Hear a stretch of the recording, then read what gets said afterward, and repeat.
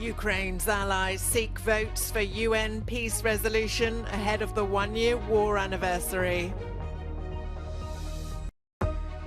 The European Commission has banned the Chinese-owned video-sharing app TikTok over fears it is helping Beijing collect sensitive data. UN Chief Antonio Guterres has described Russia's invasion of Ukraine as an affront to our collective conscience and a violation of international law. His words marked the start of a debate in the General Assembly aimed at getting a broad support for a just and lasting peace resolution. The one-year mark of Russia's invasion of Ukraine stands as a grim milestone for the people of Ukraine and for the international community.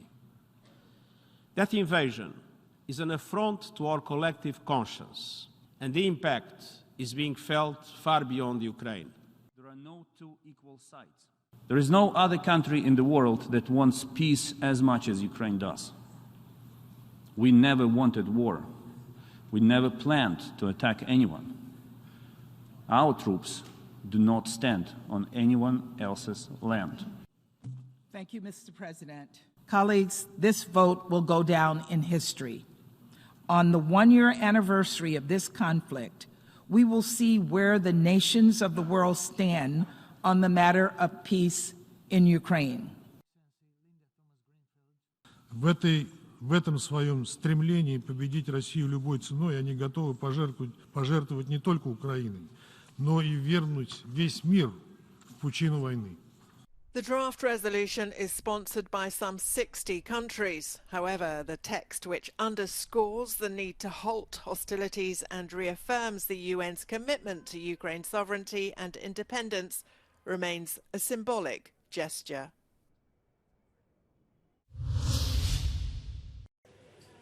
Russia's defense ministry accused Ukraine of planning to invade Moldova's breakaway Transnistria region after a false flag operation, the RIA News agency reported. The ministry said Ukraine planned to stage an attack purportedly by Russian forces from Transnistria as a pretext for the invasion, the agency said. But it was Russia's President Vladimir Putin who this week revoked a decree that had committed Russia to a Transnistria settlement that respected Moldova's territorial integrity.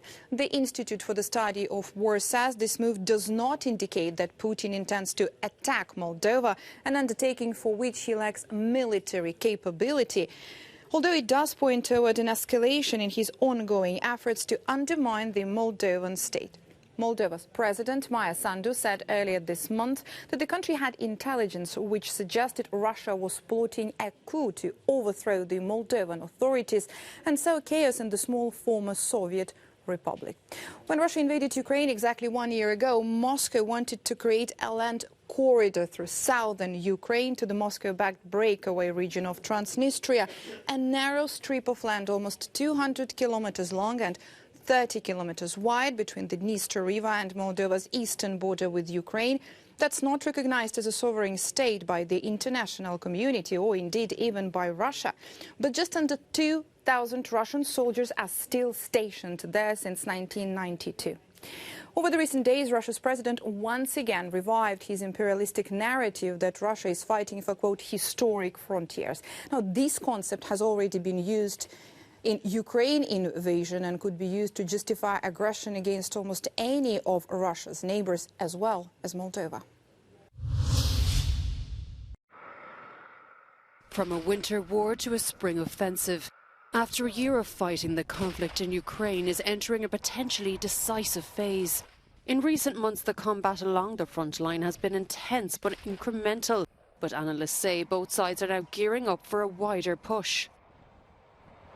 Part of the rationale behind the next Russian offensive is probably to disrupt Ukraine's ability to regenerate the capacity to go back on the counteroffensive. So a lot will depend on how many of its reserves Ukraine has to throw in and how badly their casualty rates go up in stopping that Russian offensive.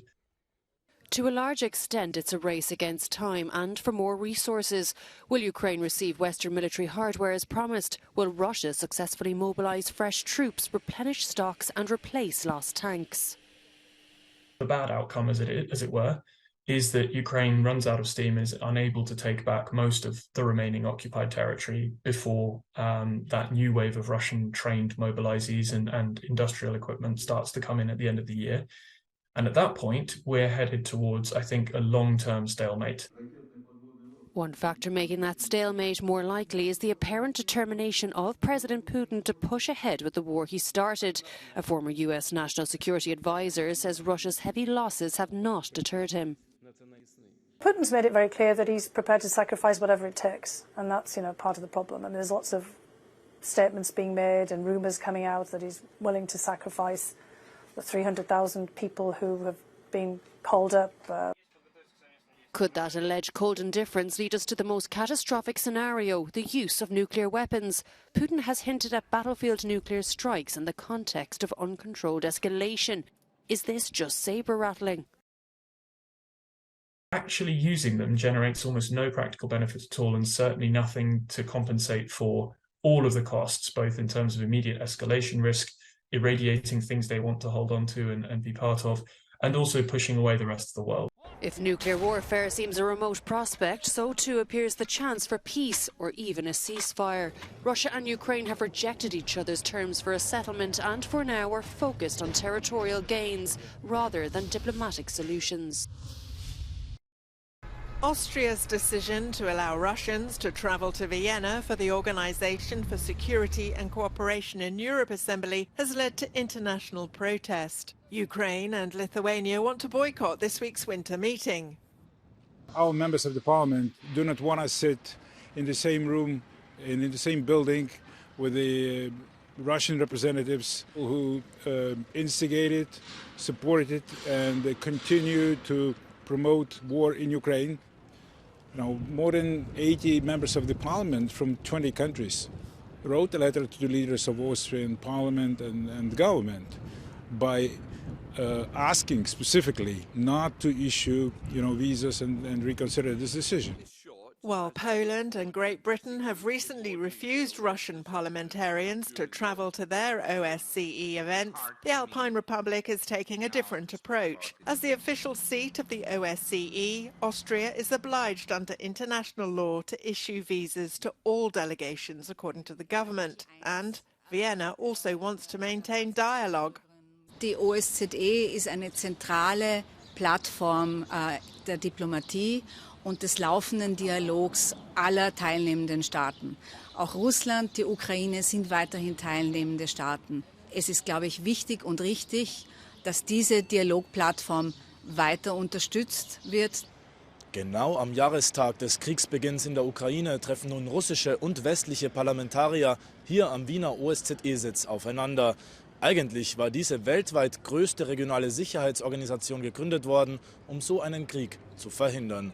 Johannes Bleschberger, Euronews, Wien.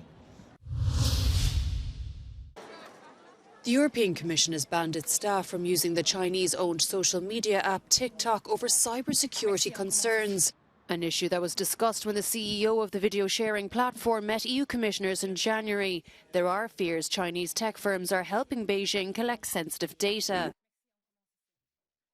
The European Commission has, as you know, and this was the beginning of the mandate, a very strong focus on cyber security, protecting our colleagues and, of course, everyone which is working here in the Commission. And this is, of course, in this regard that we take some decision, some time, and that a decision has been taken. But TikTok says the Commission's decision is misguided. But it isn't the first institution to make such a move. The US federal government introduced a similar TikTok ban last year for devices used by its employees.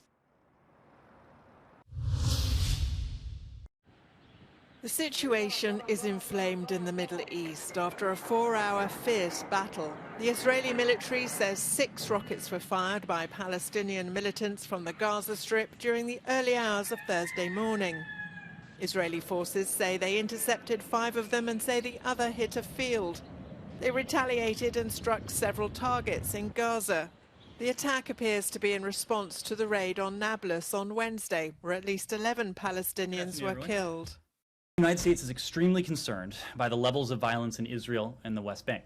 Today in Nablus, at least 10 Palestinians, including both militants and civilian bystanders, were killed and over 100 injured during an Israel Defense Forces counterterrorism operation. We wish a speedy recovery to those injured, and our hearts go out to the families of the innocent bystanders who were killed. Several of the victims were buried in mass funerals. The rocket attacks were not immediately claimed by Palestinian militant groups. The violence comes in the first weeks of Israel's new far-right government, which promises to take a tough line against the Palestinians. Please welcome our guest of honor. A Lifetime Achievement Award for a Hollywood great. Academy Award-winning filmmaker Steven Spielberg received a standing ovation on Tuesday when presented with an honorary Golden Bear at the 73rd Berlinale Film Festival. The 76-year-old mastermind behind cinematic classics, including the Oscar-winning exploration of the Holocaust Schindler's List, highlighted the significance of receiving the award in Berlin. This honor has particular meaning for me because I'm a Jewish director. And I like to believe that this is a small moment in a much larger, ongoing effort of healing the broken places of history, what Jews call tikkun olam, the repairing and restoring of the world. Thank you so much, everybody. This ever. Movies are dreams. Spielberg is also hoping to clean up at the Oscars in just a few weeks. His semi-autobiographical film, The Fabelmans, has been nominated 5 times, including Best Screenplay and Best Picture. Starring Paul Dano and Michelle Williams, Spielberg says it was the most emotional project he has ever worked on.